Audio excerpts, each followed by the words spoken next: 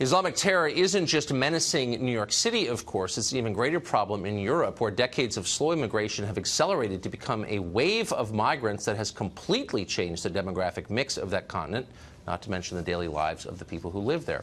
Pull up your mental image of Sweden. Pacifism, socialism, blonde people, mandatory politeness, lilting accents, saunas, you know the cliche. If that's what you're picturing, you haven't been there recently. Here's the scene in Malmo, that's the country's third largest city, just the other day.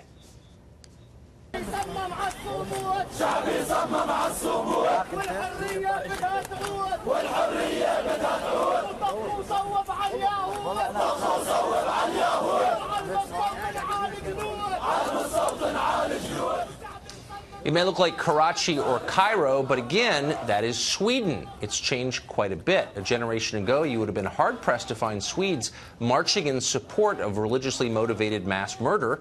Now, it's all but normal, thanks to mass immigration that has brought tens of thousands of immigrants into that country from North Africa and the Middle East.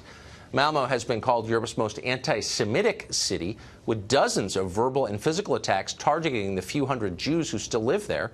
Just 75 years ago, Sweden was a haven for Jews fleeing the Holocaust. Today, those same Jews fear their own neighbors again, thanks to the Swedish government's decision to bring in a population that hates them. Just 2 days ago, a synagogue in Sweden was firebombed. It wasn't the first such attack, and unfortunately, it will likely not be the last. Meanwhile, in Paris, Muslim immigrants have taken over the city streets in some parts of the capital. Residents of one neighborhood are threatening a hunger strike if camping migrants aren't moved by the end of the year. They say trash is everywhere, and worse, women are being harassed regularly on the street. Mark Steyn is an author and columnist who's followed what's happening in Europe for some time, and he joins us tonight. So, Mark, you see videos like that from Sweden, and you realize that this is not the continent that you picture, that it really is completely different because of immigration trends. Are the authorities in Europe, I know you spent a lot of time over there, aware of this? Do they care? Is there a public conversation about this? Well, Tony Blair was asked by the late Christopher Hitchens about my book and whether the demographic trends in Europe were part of what he called the public conversation, the European conversation with his fellow prime ministers. And Tony Blair gave a very revealing answer, I thought. He said it's part of the subterranean conversation. Right, exactly. In other words, Europe's leaders haven't figured out a way to talk about this in public. I know Malmo very well. I've been there once or twice a year for the last 15 years. And the reason I go to Malmo is because it was the first Christian city in what was then Denmark, and it's now going to be the first Muslim city in Sweden. And I do something that I first did at the suggestion of a couple of those Swedish blondes you were mentioning, the ABBA girls, Britt Ekland, those kind of girls that you were talking about earlier, that they made one evening to me as I was sitting in a coffee shop. And at twilight, I walked from downtown Malmo to Rosengård, which is the big Muslim suburb. And the Swedish blondes thin out, and the covered women and the bearded men come towards you, until eventually you're in a part of Sweden in which there are no uncovered women, and in which Muslim women who've come from Muslim countries where they didn't have to go covered, such as Bosnia, suddenly find they have to go covered when they emigrate to Sweden.